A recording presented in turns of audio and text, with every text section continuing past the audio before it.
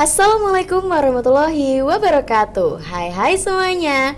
Balik lagi bareng aku Anissa Wandari yang bakalan jadi host di sini, yang bakalan nemenin kalian di acara Baper, bahas perkara Ramadan. Nah, hari ini Baper bakalan nemenin kalian dengan obrolan yang seru dan yang pastinya penuh makna. Kali ini Baper bertemakan yaitu jaga hati dari penyakit.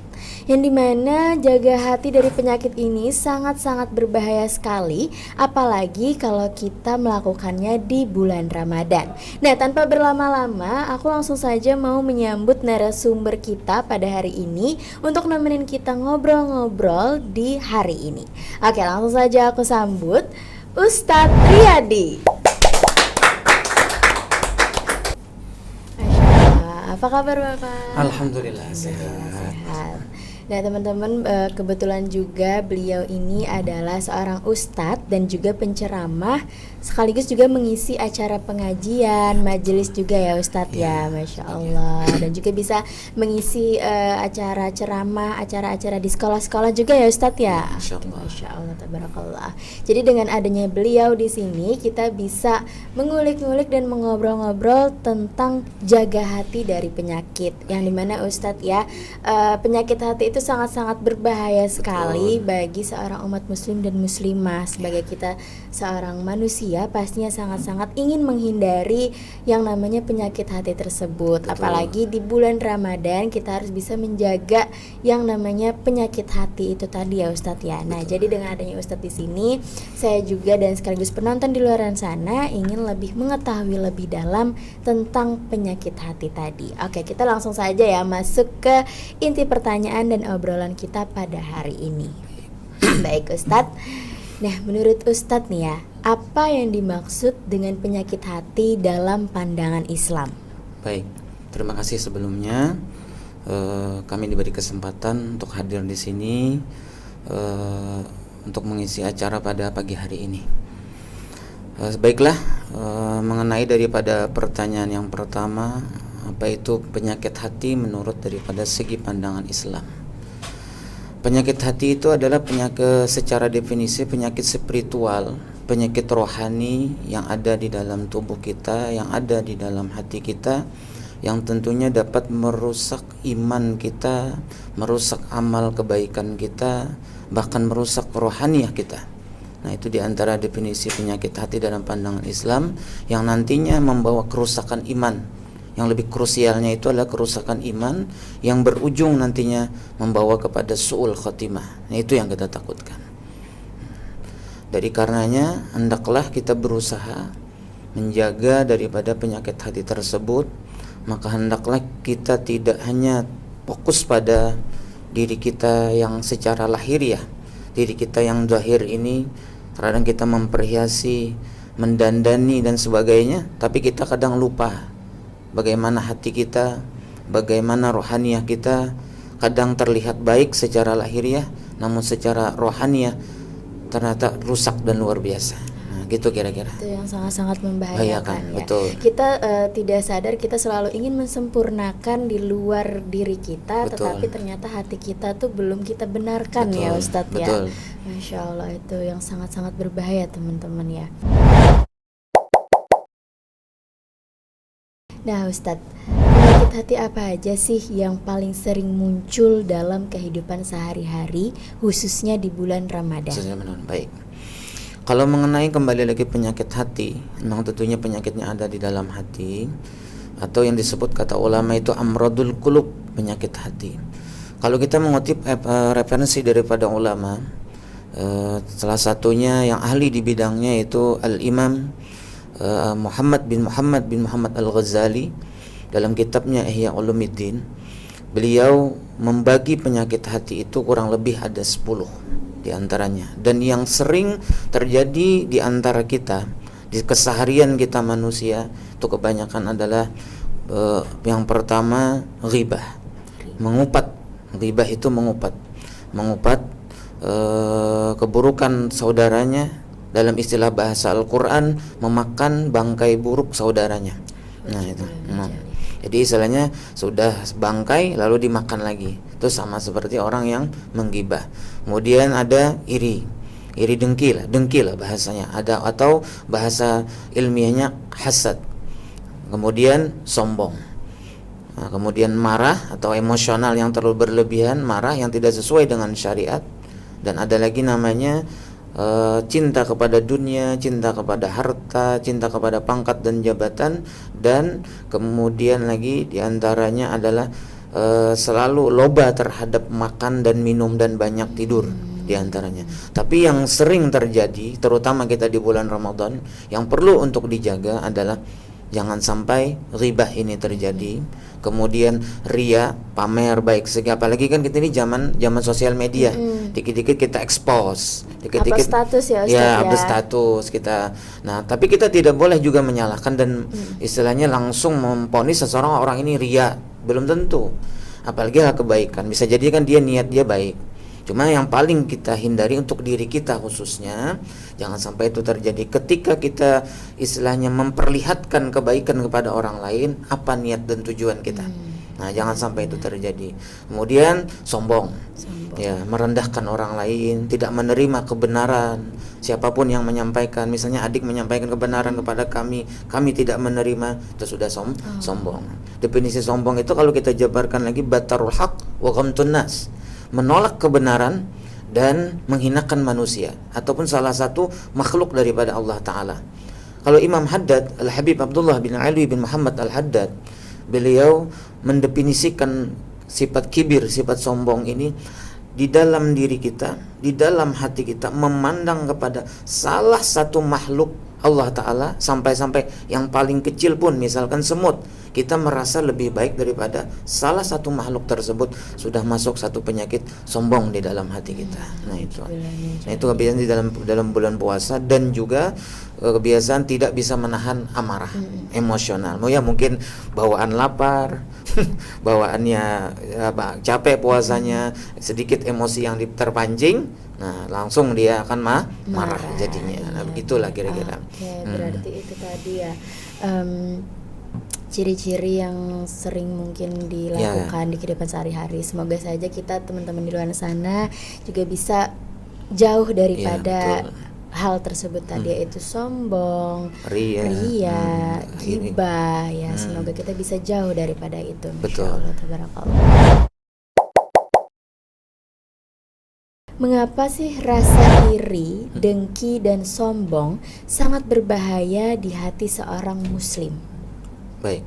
Kenapa iri, dengki, kemudian sombong itu sangat berbahaya? Nah, tentunya itu yang 3 disebutkan adik tadi adalah penyakit yang mewakili daripada penyakit-penyakit yang lain. Karena itu penyakit yang besar, dan itulah penyakit yang pertama kali dimiliki oleh iblis. Ketika Allah Ta'ala perintahkan kepada iblis, waktu itu yang bernama Azazil, untuk sujud kepada Nabi Adam, padahal itu perintah Allah, dia tidak mau karena dia merasa lebih baik daripada Adam. Adam istilah ibarat anak kemarin sore, sedangkan aku ini udah lama, udah tua, udah berpengalaman, udah berilmu, udah tinggi pangkatnya di hadapan Allah. Nah, merasa dia ana khairun minhu, kata bahasa Qur'annya, aku lebih baik daripada si Adam. Maka dia tidak mau sombong, tidak mau sujud kepada Nabi Adam. Nah, sifat itu kalau setiap ada sombong pasti ada hasad, dan setiap ada hasad pasti ada ghibah. Pasti keterkaitan itu antara penyakit hati satu dengan yang lain itu pasti ada, kalau kita mengkaji lebih dalam. Nah, untuk sederhananya, kenapa itu adalah penyakitnya besar? Pertama, sombong. Sombong itu hanya dimiliki oleh Allah. Al-Kibri, Allah Ta'ala yang bersifat maha sombongnya, tidak boleh dimiliki yang lain selain Allah. Dari karenanya Rasulullah sallallahu alaihi wasallam bersabda, la yadkhulul jannata man kana fi qalbihi misqala dzarratin min kibrin. Tidak akan pernah bisa masuk ke dalam surga selama di dalam hati seseorang tersebut ada sifat kesombongan, ada sifat merasa diri lebih baik daripada orang, meskipun hanya setimbang zarah. Zarah itu setimbang sayap semut. Atau seperti biji sawi lah istilahnya. Semut aja kecil banget. Semut aja kecil banget. Apalagi sayap semutnya. Dari karenanya mudah-mudahan Allah Ta'ala melindungi kita. Nah, kemudian hasad. Hasad ini merusak hati, merusak amal ibadah. Dan penyakit hati ini tidak hanya kita semasa di dunia, bahkan nantinya sampai ke negeri akhirat, penyakit itu tetap ada. Hasad, rasa benci, rasa tidak menerima kebaikan, nikmat yang dimiliki saudara kita itu diberikan Allah kepadanya. Berarti seakan-akan secara bahasa tersiratnya dia tidak ridho dengan keputusan Allah yang telah menentukan kepada saudaranya. Misalnya adik Anissa diberikan rezeki sekian uang misalkan dapat rezeki 1 miliar umpamanya, amin misalkan. Amin. Nah, lalu kami yang melihat, wah ini nggak patut ini rezekinya sama dia. Lalu hati ini sakit, tidak senang melihat nikmat tadi, bahkan ingin menghancurkan, ingin dengki, ingin menghilangkan. Kalau hanya sebatas iri, ingin mencontoh, itu nggak apa-apa. Tapi kalau sudah menghancurkan nikmat orang lain, nah itu lebih berbahaya, merusak iman, merusak amal. Dari karenanya lagi Rasulullah bersabda, iyyaka wal hasada fa innal hasada ta'kulul hasanata kama ta'kulun nar al khatab, atau kama qala Nabi. Jauhi, takutilah olehmu, kata Rasulullah, akan bersifat hasad tadi, sesuai yang kita jelaskan tadi. Karena hasad itu dapat menghabiskan, dapat memakan kebaikan, menghancurkan amal ibadah, seperti mana api memakan kayu bakar yang kering. Cepatnya seperti itu. Jadi apapun kebaikan yang kita lakukan sewaktu di dunia ini habis nantinya. Karena apa? Hasad itu tidak dihilangkan sewaktu di dunia, tidak dibersihkan, dan berupaya bersungguh-sungguh untuk menghilangkannya. Nah, gitu. Itu lebih berbahaya karena tidak hanya waktu di dunia, di akhirat pun iman bisa melayang. Naudzubillah, itu yang paling ditakutkan adalah penyakit hati, terutama sombong, hasad. Kemudian tadi apa? Gibah. Nah, terakhir gibah kita jelaskan. Itulah 3 itu yang sangat berbahaya. Gibah ini kan sering istilahnya dianggap tren. Kita kadang-kadang ngumpul sama teman-teman, ya yang digosipin temannya lagi, yang digosipin saudaranya lagi, padahal itu dosanya sangat besar. Kata Imam Ghazali mengatakan dosa gibah ini, mengutip daripada Imam Ghazali yang daripada Rasulullah, lebih berat daripada 30 kali berzina. Dosa 1 kali berzina itu sama 80 tahun amal ibadah tidak diterima. Jadi orang yang sekali mengupat itu sama 30 kali berzina. Naudzubillah. Jadi habis. Bahkan di langit pertama itu adik, ada namanya malaikat yang menjaga. Jadi amal ibadah kita ini, kata Rasulullah, disaring dari langit pertama, langit kedua, sampai langit ketujuh. Nah, di langit pertama itu ada namanya malaikat ghibah. Jadi saat amal pagi kita dibawa, pagi sore kita dibawa menghadap Allah, kemudian di langit pertama itu ada penyaringnya. Nah, ada namanya malaikat ghibah. Jadi apabila dalam seharian kita ini ada mengupat saudara kita, menggibah saudara kita, maka amal itu akan dilipat-lipat seperti mana pakaian dan lemparkan lagi kepada orang yang mengerjakan. Artinya amal itu tertolak. Itu baru di langit pertama. Artinya penyakit hati ini lebih berat daripada zahirnya. Mungkin semua orang bisa beramal ibadah puasa, sholat, tapi yang lebih sulitnya melestarikan, menjaga hati agar ibadah itu dapat diterima Allah, itu lebih sulit. Jadi itu sangat-sangat berbahaya ya Ustadz ya, apalagi gibah tadi, yang pastinya kita harus bisa menahan diri, apalagi di bulan puasa dan Ramadan, dan bukan hanya di bulan puasa saja, tetapi di kehidupan sehari-hari. Nah, menurut Ustaz, bagaimana sih puasa dapat membantu membersihkan hati dari penyakit-penyakit tersebut? Dan menurut Ustaz, apa aja sih tanda-tanda seseorang memulai terkena penyakit hati, baik secara sikap maupun perilaku? Iya, secara kelihatan ya. Kadang kan di dalam tadi. Baik. Bagaimana tadi bisa diulang pertanyaan yang bagaimana puasa dapat membantu membersihkan dari penyakit-penyakit hati? Pertanyaan yang bagus, Masya Allah. Bagaimana puasa itu dapat membantu daripada membersihkan hati? Nah, kalau secara singkatnya, mungkin secara gamblangnya agak panjang waktunya ini. Jadi kalau secara sederhananya, di dalam diri kita ini ada namanya nafsu yang selalu menghalangi kita. Karena di dalam ibadah itu penghalang kita, Imam Ghazali mengatakan ada 4. Yang pertama nafsu yang ada dalam diri kita, kemudian iblis yang selalu menghalangi, dunia ini yang selalu membujuk menghalangi kita juga dengan kesibukan-kesibukannya. Yang keempat adalah teman yang jahat. Nah, dari 4 hal ini, 4 aspek ini selalu menghalang-halangi kita. Nah, terutama nafsu yang ada di dalam diri kita, yang memang secara penciptaannya nafsu ini tidak pernah mengakui siapa dia, siapa Allah dan siapa dia. Tidak mau mengakui aku ini hamba Tuhan dan engkau adalah Tuhan, tidak mau. Lalu Allah Ta'ala menghukum dia didinginkan selama 1000 tahun, tetap tidak mau. Dipanaskan lagi 1000 tahun, tidak mau tunduk kepada Allah. Lalu dilaparkan dia selama 1000 tahun, baru dia tunduk. Allah, saya hamba dan engkau adalah Rabbku, engkau adalah Tuhanku, kata si nafsu. Nah, dari karenanya itulah hikmah bulan Ramadan. Yang pertama, salah satunya adalah untuk kita melatih mengendalikan nafsu. Dan di dalam nafsu ini adikku, bahwasanya nih di tengah dada kita ini ada namanya nafsu amarah. Di nafsu amarah ini ada 7 sifat tercela, ada 7 sifat yang buruk atau 7 sifat yang kerusakan hati. Nah, salah satunya yang kita tadi sebutkan tadi. Nah, itu letaknya di sini, di nafsu amarah kita yang di dada. Kenapa emosi? Semua, tidak hanya saya, tidak hanya kami, juga semua kita pasti ada namanya nafsu amarah. Innan nafsa la ammaratum bisu, dalam surah Yusuf selalu mengajak, memerintahkan kepada hal keburukan. Itulah nafsu amarah yang letaknya di tengah dada. Nah, di situ ada 7 sifat buruk yang selalu merongrong kita, menghancurkan hati kita, menghancurkan ibadah kita.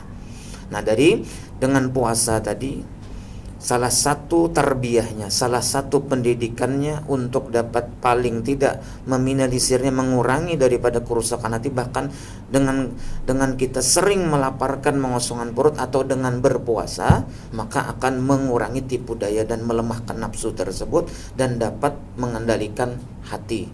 Karena secara ulama sufi mengatakan, ulama yang di bidang akhlak kehatian, bidang kehatian, cepat untuk membersihkan hati, salah satu jalannya adalah sering mengosongkan perut, atau dalam bahasa ilmiahnya dengan berpuasa bulan Ramadan. Itulah sehikmahnya. Iya, Masya Allah. Jadi luar biasa sekali ya, kita bisa membersihkan hati dengan di bulan Ramadan. Salah satunya dengan berpuasa. Masa kita membanyak ibadah kita di bulan Ramadan. Betul. Ya, Masya Allah. Kemudian yang kedua tadi, bagaimana terlihatnya ya. Terlihatnya, tanda-tandanya, kelihatannya kita teridentifikasi terkena daripada penyakit hati. Misalkan ini untuk kita melihat diri kita, bukan untuk memandang orang lain. Kalau kita melihat diri kita, memang kita diharuskan untuk membersih diri kita, bukan hanya memandang orang lain. Nah, jadi misalkan keseharian itu dapat terlihat. Memang istilahnya ada sebuah hadis, az-zahiru tadullu ala batin. Yang zahir ini menampakkan bagaimana isinya. Istilah sebuah buah, jika ingin melihat isinya, lihat dulu kulitnya. Kan begitu istilahnya. Jika kulitnya itu bagus, maka kemungkinan buah yang ada di dalam pun bagus. Nah, jikalau perangai orang itu baik, insya Allah kemungkinan hatinya pun juga baik. Karena hati ini menempati adalah sebagai raja. Inna fil jasad mudghah. Di dalam jasad itu ada segumpal daging. Idza salahatul jasadu kullu. Apabila baik, maka baik juga seluruhnya. Wa idza fasadat, apabila rusak, kata Rasulullah, maka fasadatil jasadu kullu, maka semua batang tubuh ini akan rusak. Ala wahiyal qalbu, itu disebut dengan hati. Berarti hati sangat sebagai raja, sebagai penentu semuanya, bagaimana karakter kita, bagaimana sifat dan perilaku kita. Nah, bagaimana kita dapat melihat? Di antaranya adalah apabila kita misalkan emosional yang selalu berlebihan. Itu salah satu, misalnya dalam tadi marah. Nah, pertama misalkan marah yang tidak beralasan, dikit-dikit marah, dan marah ini membawa kepada ranah yang berbahaya sampai memukul dan sebagainya. Berarti itu salah satu orang ini ada penyakit hati yang namanya marah, dan ini harus berusaha dihilangkan. Kalau misalkan ghibah, sombong, itu bagaimana? Dalam kesehariannya selalu ingin merendahkan orang lain. Perilaku kita ini karena merasa lebih baik, pasti otomatis kepada orang lain itu pasti ingin merendahkan. memandang apapun rasa diri lebih baik, walaupun teman kita tadi dia lebih istimewa daripada kita. Nah, lalu karena tadi memandangnya tidak baik, pasti dia seterusnya nanti tidak menginginkan dia lebih daripadanya. Misalkan kita dalam satu kelas adiknya juara 1 dan misalkan saya juara 2 nih misalnya, lalu ada keirian, ada kedengkian saya sama kamu, lalu otot bagaimana caranya agar aku ini bisa menyingkirkan. Nah, jadi kesannya pasti akan adanya membuli nanti, adanya menghinakan, terus adanya menggunjing, merendahkan teman. Nah, kemudian diantaranya ini bagaimana perilakunya, misalkan ria, selalu ingin pamer, dikit-dikit pamer. Gue beli jam baru nih, misalkan nih. Nah, sedikit-dikit dipamerkan. Semuanya dipamerkan, yang intinya tujuannya ingin melihat penilaian orang lain. Dalam istilah bahasa Banjar kita koyok lah. Koyok namanya, betampai. Nah, bujur. Nah, jadi kira-kira semacam itu. Jadi terlihat memang penyakit itu terlihat daripada perilaku kita.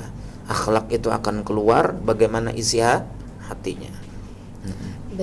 Itu adalah suatu hal yang mungkin tanda-tandanya bisa kita bisa kita refleksikan. Betul. Yang semoga kita tidak melakukan hal tersebut ya. Betul. Yang semoga kita tuh bisa jauh daripada hal-hal tersebut.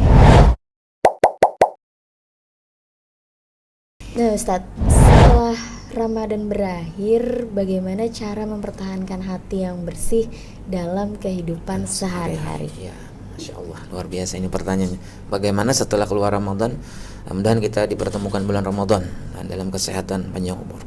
Nah, bagaimana kita dapat melestarikan amal ibadah terutama kebersihan hati ketika sesudah keluar Ramadan?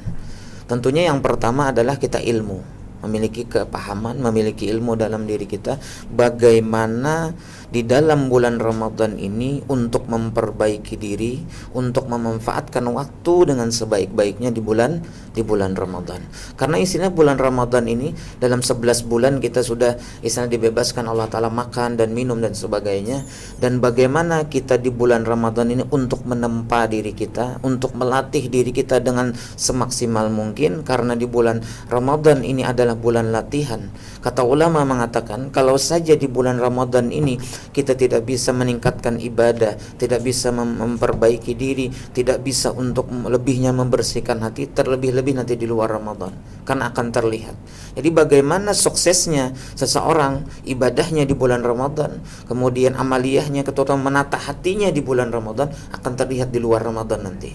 Jadi bagaimana akan kita dapat melestarikannya? Tentu pertama tadi ilmu, yang kedua fokus ibadah dan benar-benar ingin membersihkan hati, beramal ibadah terutama dengan memperbanyak Al-Quran, karena Al-Quran salah satu amaliyah yang dapat membersihkan hati kita. Nah, terutama kan puasa, Al-Quran dan ibadah-ibadah yang lain, dan membiasakan tidak hanya 10 pertama, 10 kedua, tapi juga 10 akhir di bulan Ramadan, bahkan diisi dengan Qiyamul Lail misalkan ya. Jadi di luar Ramadan insya Allah dapat menjaga, terproteksi daripada kekotoran-kekotoran hati dengan sebab apa? Dia memaksimalkan ketika di bulan Ramadan. Masya Allah Ustadz, nggak kerasa aja nih Ustadz, kita sudah berada di ujung obrolan yang dimana obrolan yang tadi sangat-sangat penuh makna dan manfaat juga. Pastinya yang dimana penyakit hati itu sangat-sangat berbahaya, bukan hanya di bulan Ramadan tapi di kehidupan sehari-hari, yang dimana kita juga harus bisa menjaga hal tersebut walaupun di luar bulan Ramadan ya Ustadz ya. Baik Ustadz, terima kasih sekali sudah mau menjadi narasumber Baper hari ini, yang sudah mengisi obrolan, yang udah nemenin penonton di sana pastinya untuk berbuka puasa. Yang pastinya ini sangat-sangat penuh dengan manfaat sekali. Baik, saya Anissa Mandari yang menjadi host di acara Baper. Buat kalian semua jangan lupa saksiin episode-episode lainnya yang hanya tayang di YouTube SMK Negeri 2 Banjarmasin. Saya pamit undur diri. Wassalamualaikum warahmatullahi wabarakatuh.